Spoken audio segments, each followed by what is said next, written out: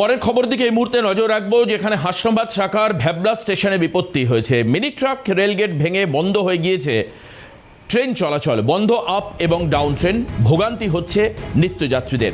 আজকে অফিসের দিন, সকাল 10:15 বাজে আমরা দেখতে পাচ্ছি ভ্যাবলা স্টেশনে রেলগেট ভেঙে গিয়েছে লরির ধাক্কায়, এবং সেখানে কিন্তু ডাউন এবং আপ লাইন আটকে রয়েছে। আমি চলে যাব, আমাদের প্রতিনিধি শামীম মোল্লা আমাদের সঙ্গে রয়েছেন। শামীম, তোমার কাছ থেকে জানতে চাইব কিভাবে এই বিপত্তি ঘটলো এবং আর কতক্ষণের মধ্যে পরিস্থিতি স্বাভাবিক হতে পারে বলে মনে হচ্ছে। কি বলছেন রেলকর্তারা, কি বলছেন সাধারণ মানুষ? দেখো দেবাশিসদা, তোমাকে জানিয়ে রাখবো, শিয়ালদা হাসনাবাদ সকাল ভ্যাবলা স্টেশনে এক ভয়াবহ দুর্ঘটনার জেরে বিপর্যস্ত ট্রেন পরিষেবা।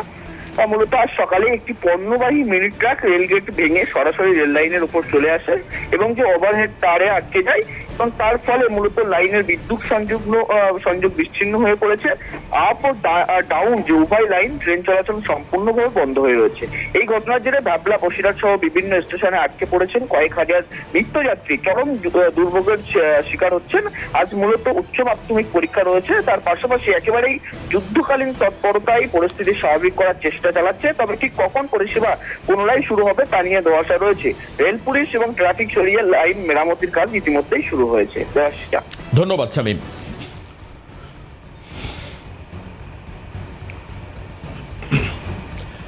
আর এই মুহূর্তে সাধারণ মানুষ কি বলছেন তাদের বক্তব্য শোনাবো, কারণ আজকে যেহেতু উচ্চ মাধ্যমিক পরীক্ষা শুরু হচ্ছে, খুব স্বাভাবিকভাবেই যানজট তৈরি হয়েছে এবং ওই এলাকার যারা ছাত্রছাত্রী রয়েছেন তাদের কিন্তু পরীক্ষা কেন্দ্রে যেতে সমস্যা হচ্ছে।